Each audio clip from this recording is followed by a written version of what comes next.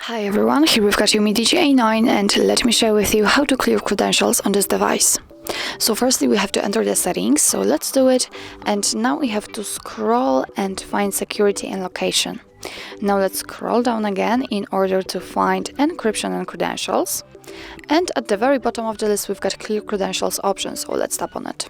Your device is asking you if you really want to do it, if you really want to remove all the contents, so let's tap on OK. If you've got a pattern or a pin, then enter to confirm the whole step, and as you can see the credential storage has been erased successfully. So actually that's all. This is how to clear credentials in your UMIDIGI A9. Thank you so much for watching. I hope that this video was helpful, and if it was, please hit the subscribe button and leave the thumbs up.